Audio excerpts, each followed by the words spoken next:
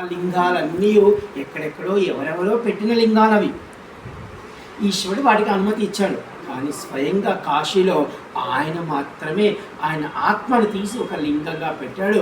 అదే అవిముక్త లింగం, అవిముక్తేశ్వర్ మహాదేవ్. ఈ అవిముక్త క్షేత్రంలో లభించు ముక్తికి సమానమైన ముక్తి ఎక్కడా దొరకదు మనకి అని చెప్తున్నాడు. ఇది ముమ్మాటికి నిజం.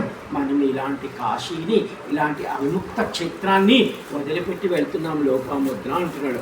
ఇక్కడ చెప్తున్నాడు మళ్ళా, ఓ కాలభైరవ, ప్రతి అమావాస్య నాడు, ప్రతి అష్టమి నాడు, ప్రతి మంగళవారము, ప్రతి ఆదివారము నిన్ను దర్శించి సేవించి తిని కదయ్యా. ఇప్పుడు మళ్ళా కాలభైరవుడి దగ్గరికి వచ్చాడు. అయ్యా కాల అంటే మనకి అందరూ ఏం చెప్తారు, కాశీ మీరు రావాలంటే కాలభైరవుడి అనుమతి కావాలి. ఇది నిజం. అటువంటిది కాశీ వచ్చాక అయ్యో నేను ఒక 10 నెలలు ఉందామనుకొని వచ్చాను, ఏదో 3 నెలలకే వెళ్ళిపోయే పరిస్థితి అనుకోండి, ఏమో కాలభైరుడు పంపించేస్తున్నాడు అని అంటారు ఇక్కడ చాలామంది. ఇది నిజం. ఈయన అంటున్నాడు ఏమని, ఓ కాలభైరవ, ప్రతి చతుర్దశి నాడు, ప్రతి అష్టమి నాడు, ప్రతి మంగళవారం, ప్రతి ఆదివారం నీకు ఏ రోజు ఇష్టమో, ఏ రోజు నీకు ప్రీతో, ఏ నియమ నిబంధనల ప్రకారం నేను పూజించాలో అలా నేను పూజించితిని కదా, ఎందుకయ్యా నన్ను కాశీని వదిలి పంపించేలా చేస్తున్నావు అని పరితపిస్తున్నాడు. ఓ దండపాణి అంటే దండపాణికి అమ్మవారు వరం ఇచ్చింది అంటున్నాడు. ఓ దండపాణి, నీవు కాశీ వాసులకు రక్షకుడివి కదా, నీవు కాశీ వచ్చే వాళ్ళందరికీ రక్షకుడివి. మరి నా రక్షణ ఏం చేశావు నువ్వు? నేను కాశీలో ఉండడానికి వచ్చాను కదా, కాశీ నుంచి నన్ను పంపించేదానికి ప్లాన్ చేశారు ఇక్కడ, మరి నాకు రక్షణ ఎక్కడా అని అడుగుతున్నాడు.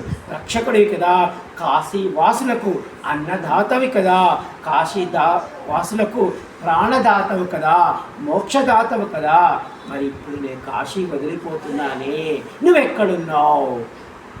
చూడండి, అంటే మనం అడుగుతాం కదా, మనకి కూడా ఏదైనా ఒక కష్టం వచ్చిందనుకోండి, అప్పుడు మన బంధువులందరిలో ఎవరు మంచివాడో ఎవరు చెడ్డవాడో చూసుకుంటాం. అప్పుడు తెలుస్తుంది అన్నమాట. అంటే మనకు ఒక ఆపద వచ్చినప్పుడు మనకున్న స్నేహితులు ఎవడు ముందు వస్తాడా ఎవడు వెనక వస్తాడా తెలుస్తుంది. ఇక్కడ ఈయన కూడా అదే అంటున్నాడు.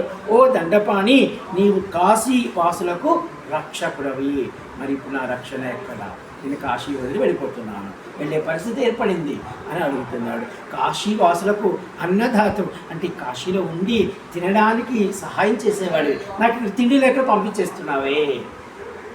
మళ్ళా ప్రాణదాతవు అంటే కాశీలో ఉండి నేను శ్వాస తీసుకోవాలి కదా, ఇప్పుడు కాశీలో ఉండని కూడా చేస్తున్నావు, నా ప్రాణాలు పోయేలా చేస్తున్నావు, ఇక నాకు జ్ఞానం ఎక్కడిస్తున్నావు, మోక్షం ఎక్కడిస్తున్నావు అని దండపాణిని అడుగుతున్నాడు. అంతిమ సమయమందు నాగేంద్ర హారములతో జట కలహాలతో వచ్చేటువంటి అలంకరిస్తావు అనుకున్నాను అని నాగేంద్రుని అడుగుతున్నాడు. నీ ఘనములు సంభ్రమ విభ్రమములు ఏ తప్పు చేశానో కాశీక్షేత్రము నుండి బయటకి పంపుతున్నారు నన్ను అని అంటున్నాడు. మనం కూడా చూసాము, ఇంతకుముందు మన ప్రవచనంకి వచ్చినప్పుడు ఒక నాగలక్ష్మి గారని ఒక ఆవిడ వచ్చారు. పాపం ఆవిడ 9 నెలలు వాసం చేయడానికి వచ్చారు. కానీ ఆవిడ వచ్చిన తర్వాత ఒక 3 నెలలకి వాళ్ళ అమ్మగారి ఆరోగ్యం బాగలేదు. ఆవిడ వెళ్ళిపోతాను అంటుండేది. అమ్మ నువ్వు ప్రతిరోజు ఈ దండపాణి దగ్గరికి నన్ను నమస్కారం పెట్టు, ఆమెకు బట్టలు పెట్టమ్మా ఆయనకి అని చెప్పాను. ఆవిడ 9 నెలలు ఉన్నారు, వెళ్ళలేదు, అయిపోయాక వెళ్ళి. కానీ ఆవిడ మాత్రము వచ్చిన 2వ నెల నుంచి నాకు 2 బుద్ధి అవుతుంది, నేను వెళ్ళిపోతాను, నాకు 2 బుద్ధి అవుతుంది, నేను మా వాళ్ళకి అందరికీ తెలుసు. చూడండి, ఈ దండపాణి ఇప్పుడు ఇలా ఈయన గణము అని చెప్తున్నాడు. ఈ విధంగా నీ ఘనములు సంభ్రమ విభ్రములు అంటే ఈ దండపాణికి 2 అసిస్టెంట్లు ఉంటారు, వాళ్ళు సంభ్రమ విభ్రములు. అంటే సంభ్రమ విభ్రమ అంటే వీళ్ళు ఏం చేస్తారంటే కాశీ వచ్చిన తర్వాత ఒక్క విశ్వనాథుడి తప్ప మిగతా వాటి మీద మనసులు పెడతారు వాళ్ళు. అంటే మనకి అన్ని సంభ్రమాశ్చర్యాలు కల్పిస్తారు. ఇదేదో కాశీ అని వచ్చారు అంటే నాకు కూడా కొంతమంది ఎవరైనా వచ్చిన వాళ్ళు చూస్తారు, కాశీ అని వచ్చి కాశీ విశ్వనాథుని చూస్తారు, చూసి వాళ్ళు బయటకు వచ్చేసి మాకు విశ్వనాథుడు కనపడలేదంటారు. ఎందుకంటే మన పక్క గర్భగుడి బాగా పెద్ద ఎత్తుగా పెట్టి బాగా అలంకారం చేసేసి బాగా నిండు పూలు పెట్టేసి బాగా లైటింగ్ పెట్టి మనకు కనపడతాడు. ఇక్కడ కాశీ విశ్వనాథుడు ఏ పూజారి కాళ్ళ కింద కనపడతాడు. ఆయన మనం బాగా చూసుకొని అయ్యా గురువుగారు ఒకరు జరగండి ఆయన కనపడలేదు మాకు అంటే మనం అప్పుడు చూసుకోవాలి. అంటే ఈశ్వరుడు మాయతో కప్పుతున్నాడు ఇక్కడ. అవన్నీ భోగాలు తీసిపెట్టే పక్కన ఇది మహాశ్మశానం. ఈ శ్మశానంలో నేను తప్ప ఇంకొకటి వద్దు నీకు అని చెప్తున్నాడు. అంటే ఇక్కడ అంటున్నాడు ఆయన, కాశీకి ఓ యువరాజ, ఓ దండపాణి, ఓ దొండి వినాయక, నీకు ఏమి చేశానయ్యా తప్పు? అంటే మీరు అన్నపూర్ణమ్మ దగ్గర వెళుతున్నప్పుడు అక్కడ దొండి ఉంటాడు కదా, ఆయన అంటున్నాడు, అయ్యా నువ్వు యువరాజువి కదా, నీవే 56 రూపములుగా మారి కాశీని పరిరక్షిస్తున్నావు.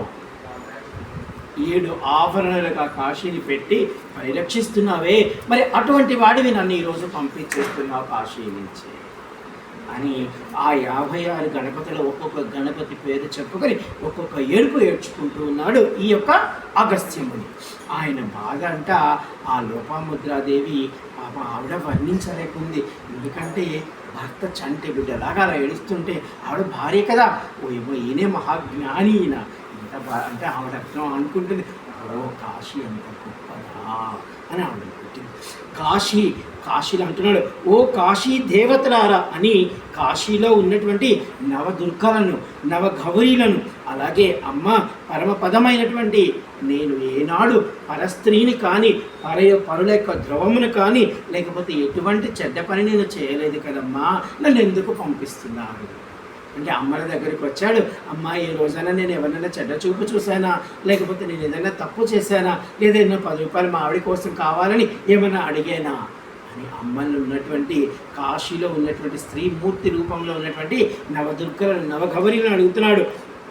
ఏమడుగుతున్నాడు? విశాలాక్షి అమ్మని అలా అడుగుతున్నాడు. ఓ విశ్వనాథ, కాశీ యందు ప్రతి నిత్యము, ప్రతి మాసము, ప్రతి తిథి, ప్రతి నక్షత్రము అనుసారముగా నిన్ను సేవిస్తేనే కాశీలోని యాత్రలు చేసి తినే, మరి నన్ను ఎందుకు కాశీ నుంచి పంపిస్తున్నావు అంటే విశ్వనాథుడి దగ్గరికి వచ్చాడు.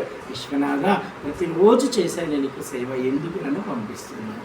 ఓ విశ్వనాథ, మరి నా ఎందుకు కాశీని విడిచిపెట్టవలసిన పరిస్థితిని ఎందుకు కల్పిస్తున్నా?